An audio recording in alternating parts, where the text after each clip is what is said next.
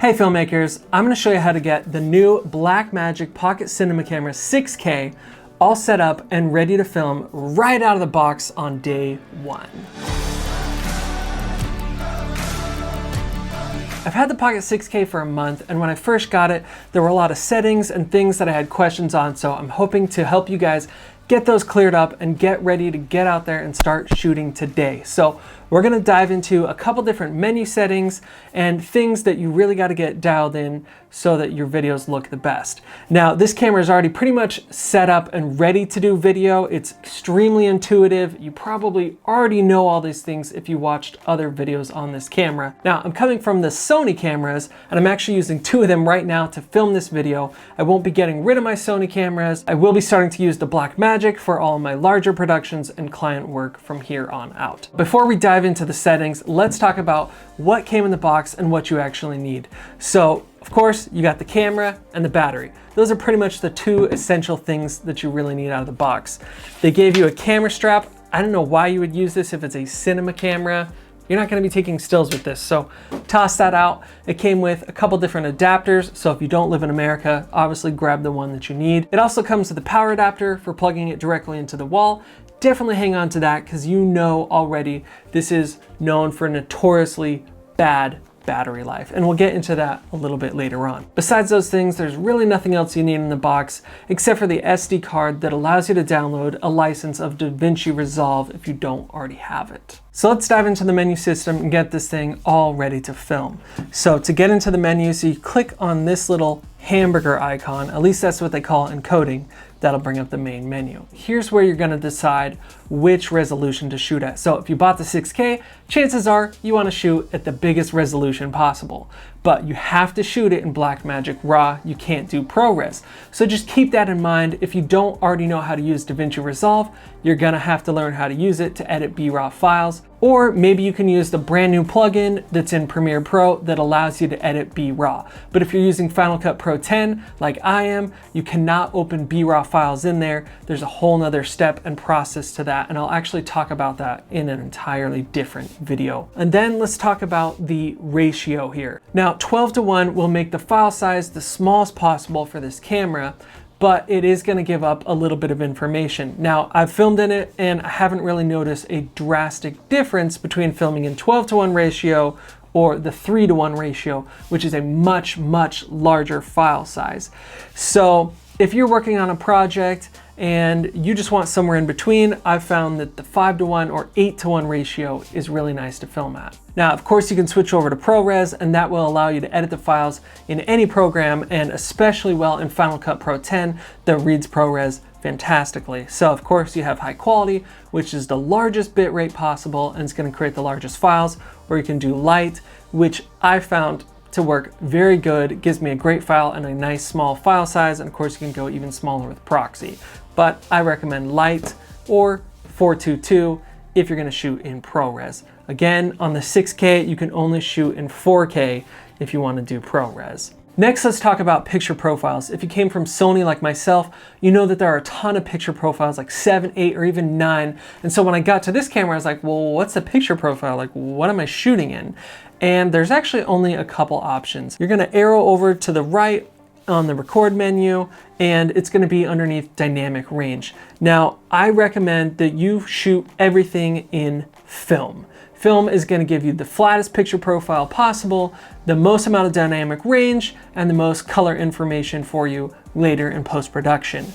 I really don't like extended video or video. Both of them crush the image and just kind of do some weird things to it that I don't like. I prefer to do all my color grading in post-production. If you bought this camera, you probably got it because you're into color grading and making more cinematic films and things like that. So you definitely want to film in a flat picture profile, which for this is going to be film every time.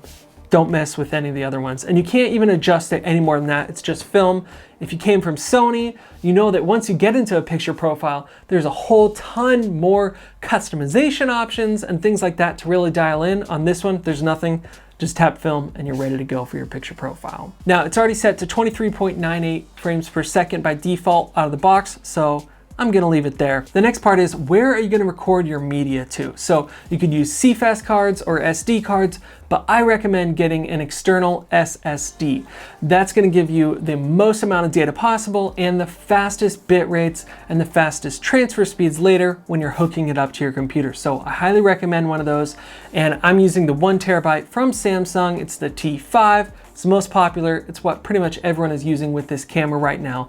And I'm gonna be doing an entire rig out video of the 6K in the future, so keep an eye out for that and how I mount it to this camera. Let's tap on the monitor settings and LCD. So what I have turned on is meters, which is gonna give me my audio levels. And I just prefer to have those on because it's always nice to know where your audio levels are at. So I keep that on. Gonna go back into the LCD settings here, and a big one here is screen brightness. I have mine set to 50%.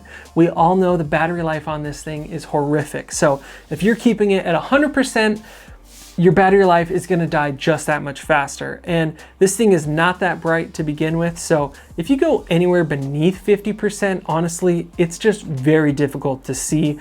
So I don't even recommend that. I keep mine right at 50%. Of course, if you have this plugged into continuous power or a V-mount, go ahead, set it to 100%. Live on the wild side, live on the edge, whatever you want. Now let's move right along to HDMI. If you're going to be plugging this into an external monitor, you can go in and do all your different settings here. Now, if you're using a monitor that doesn't have a lot of really nice features and things to it, you can send out the cool features from the camera directly to a cheaper monitor. So you can send out your zebra, your focus peaking, 3D LUTs, all those different things, which is actually really nice to have, because if you don't have a more expensive monitor and you want those cool monitoring features, this sends them all out, which is really nice. Then I'm tapping on both, and this is where you can set up your different frame guides.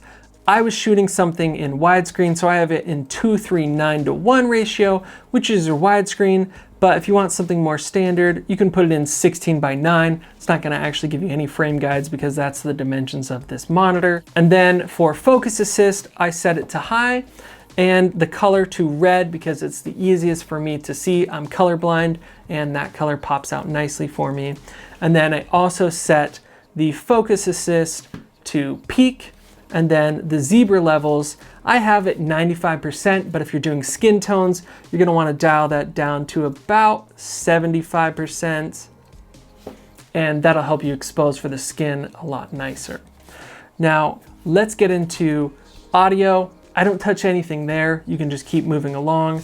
So now I'm in the setup menu, and this is where we can get our custom function buttons set up. So let's start with F1. And by default, some of these are set up already, but I did adjust a couple of them. So on F1, I have false color turned on, which is fantastic to see how I'm exposing.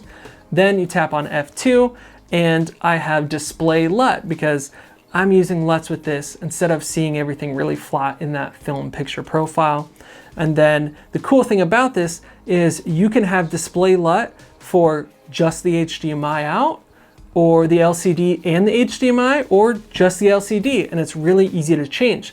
So if you don't have a monitor that you can apply LUTs to, just tap on HDMI, and that will send the feed with the LUT applied to it out to your monitor, which is really nice to have that much control and ability to do all right here in the camera. And moving along to F3, I have zebras turned on and just in the LCD.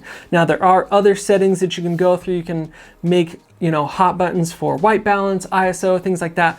But I find that the buttons that are actually labeled that on the camera, like ISO, shutter, and white balance, get me right there along with the touchscreen. Moving right along to presets, this is where you can load in a LUT. Again, I'm gonna make an entire video on the best LUTs for this, and same thing once you get over to the LUTs menu.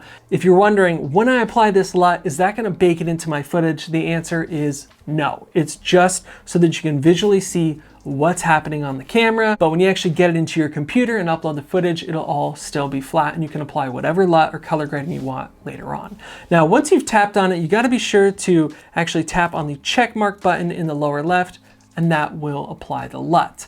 If you don't do that, it won't be applied. So those are the basic things you need to get set up in the menu to get ready to film. Like I said, it's super easy to do. So the battery just died on the 6K, and I don't have another battery, and I'm too lazy to plug it into a V-mount battery or an outlet right now. So actually stick around and hit subscribe right now because I have a ton more videos coming out on getting this thing rigged out, putting on a gimbal, using Davinci Resolve, and all that kind of stuff. So hopefully you guys are more ready to start shooting with the 6K today after going through those settings. All right, I will see you guys in the next video.